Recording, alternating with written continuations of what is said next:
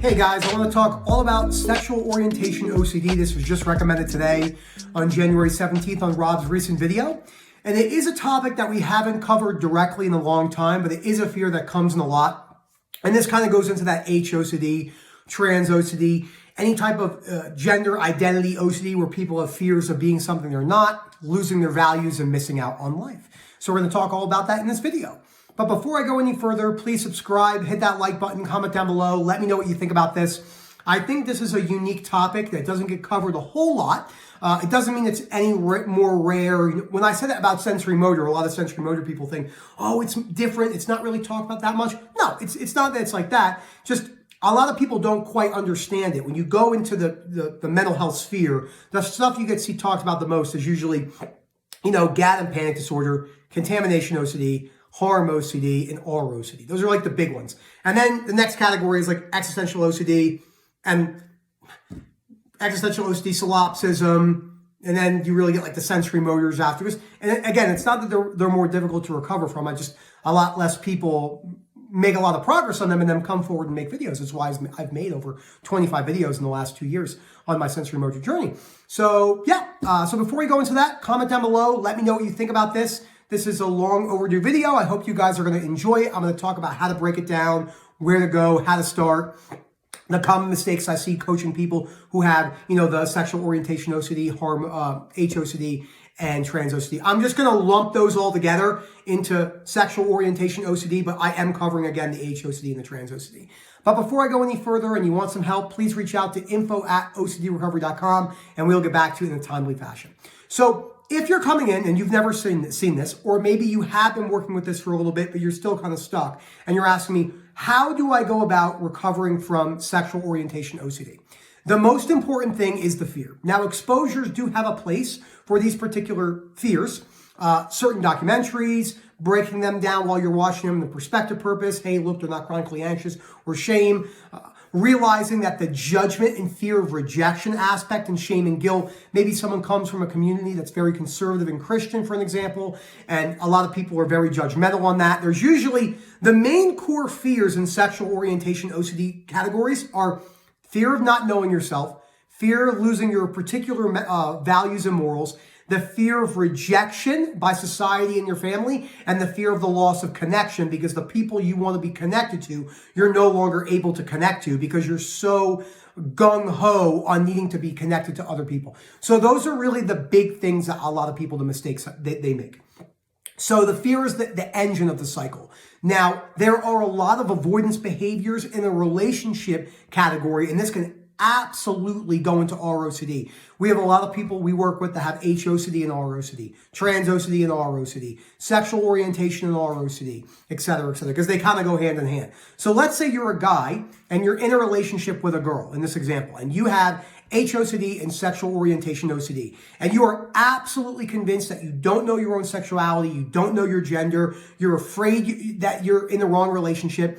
So what do? So maybe you stop hanging out with your guy friends because you're afraid you're going to get attracted to them. You stop watching movies with attractive guys in it. You stop going to the gym and looking at guys. You stop, you have any type of avoidance behavior you can think of, outward avoidance of looking at someone who you deem attractive. Or on the other side, you try to prove to yourself. Maybe you watch gay porn. That's another big one that's not talked about a lot. They're trying, am I actually gay? Or compulsively watching straight porn. Or compulsively having intimacy with your girlfriend or wife because you're trying to prove, I have to like you, I have to like you. Maybe you stop wearing certain clothes because those certain clothes make you feel a little bit more feminine if you're a guy in that example.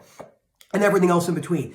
And then that loss of connection, it's almost like a depersonalization, derealization feeling where the person feels deep down that there's no connection to that person, that the person that they're in the relationship with, they are never going to be able to connect with them again, ever. That's exactly what they think. But understanding how OCD works is one of the most important things. So how do you break down the fears regarding sexual orientation, OCD, HOCD, trans OCD, and kind of going into the ROCD? So first thing you want to do is get the first and the third book on the reading list at OCDrecovery.com, okay? So you have How to Stubbornly Refuse to Make Yourself Miserable About Anything, yes, anything, right here. And the third book, which is The Myth of Self-Esteem, especially chapter 4, Psychotherapy and the Value of the Human. It's about a 50-page chapter that breaks down self-esteem, which is really, really good. So in this book, my favorite 2 pages, everyone makes fun of me for these pages, is 96 and 97. Now, 96 and 97 is what's called a DIB sheet, a disputing your irrational belief sheet, right here. I use this a lot in the webinars. I use this a lot in my coaching calls. Let's go through a sexual orientation one, a pure example of how this works and how to break it down. Some actionable steps. And remember, you're not going to watch this video and feel great in an hour. It's something that takes little tiny pieces here and there. Okay. So briefly summarize the situation or object of the activating event, which is sexual orientation OCD, HOCD, trans OCD. So what are the beliefs?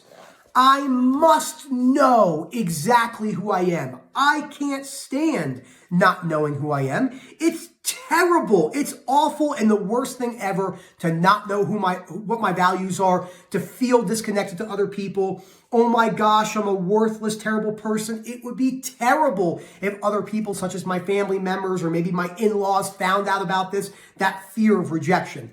That equals a consequence. So A, activating event, sexual orientation OCD, etc., plus the beliefs I just went over, those irrational beliefs, demanding, shoulding, musting, all that stuff, equals your C, your emotional consequence. That has emotions, negative emotions, unhealthy chronic emotions, shame, depression, depersonalization, derealization, groinal responses, everything else, the things you're running from, the urges that it comes with. And then the unhelpful behaviors such as compulsions and avoidance. So, in those dysfunctional negative emotions, he includes chronic anxiety and fear, shame and embarrassment, rage and anger, guilt, extreme depression, problematic jealousy and envy, maladaptive behaviors, social avoidance, super big with sexual orientation OCD, not taking care of yourself, outward analyzing is a form of a behavior. Now, we always talk about mental rumination as primarily automatic, and that's something you can watch my other videos on. That is probably really good because there's going to be so much automatic rumination in this, intrusive thoughts, images, sensation, urges that are kind of mixed in there with everything else. And that is something that you'll have to be warned as you break down the fears slowly. So what you want to do after you have your negative activating event plus belief system equals your consequence, you want to look at your disputing questions. This is where the magic happens. Again, don't expect to feel any better in the moment when you do this, but it helps set the tone for the future, months down the road, years down the road. Where is holding this belief getting me? Is it helpful or getting me into trouble? Well, usually rigid black and white demand beliefs get people into trouble, whether they have OCD or not. I have many people on calls that say to me, if I just didn't have OCD, it wouldn't be this bad. That's not true. It would still be bad. It would still be problematic. Where is the evidence to support that my irrational belief really is awful? It's terrible. Well, there is none. It's only in your own head. Because you have people out there who are gay, you have people out there who are trans, and they might have other issues, but some of them are not chronically anxious and they don't have chronic shame and guilt, and some of them have had procedure sex changes. These is all exposures to hue. This is why watching those documentaries on sex changes, this is why watching documentaries on transgenderism, whether it's activism or judgment or things people have gone through or gay communities in a very conservative area, these are all great. Remember, agreement doesn't mean acceptance. I'm not saying you have to agree with these sensations, urges, images, thoughts, or agree about the worst case scenario. But your worst case scenario is where your recovery lies. So, is it really awful and I cannot stand it? Well, of course you could stand it because you've been standing it. You're here the whole time watching this video. I'm not saying you like it, but you can stand it. Is it logical and does it follow from my preferences? No, it doesn't. It doesn't. It's not logical because, again, like I just said, there's many people that have this and they're not chronically anxious. So, effective new philosophies. This is key. This is how people formulate the opinions in their life. I want to do well in my relationship, and if you have OCD, and I wish that I could know who I really was. I wish I could know my values and my morals. I wish I could know for sure that I was a guy. But I can't, and I can live with that uncertainty, and I can move forward. Okay? It might be bad or unfortunate to have this, but it's not 100% awful. I can still enjoy many things. I don't like it, but I can stand it. And this is where unconditional self-acceptance comes in. So sexual orientation OCD, harm OCD, trans OCD needs a fair bit of unconditional self-acceptance and then unconditional other acceptance because of the fear of judgment and then breaking that down. But you're going to have to wear all that uncomfortable sensations while you break this down. That is very, very, very important. You can do it. You can make progress. I don't have the third book here, The Myths of Self-Esteem. You'll definitely want to read that. And look at the behaviors that you're doing. You're going to have to get comfortable with that loss of connection. You're going to have to get comfortable. If you're a girl who has sexual orientation OCD and you're having intimacy with your partner and you lose all attraction, getting comfortable with that. You're going to look at these people and feel completely disconnected. You're going to look at people, maybe females, right? You really want to be attracted to males, but you're going to look at females and be aroused. That's part of this, how this all goes. Maybe you get some groinal responses and everything like that. This is everything you want to think about when you're breaking down sexual orientation, HOCD, and trans OCD. If you have any questions, please email down below or comment down below, and I'll go through all those. It'll be really good. And again, if you're interested in our coaching and webinar services, please email us at info@ocdrecovery.com, and we'll get back to you in a timely fashion. Have a good one, everyone.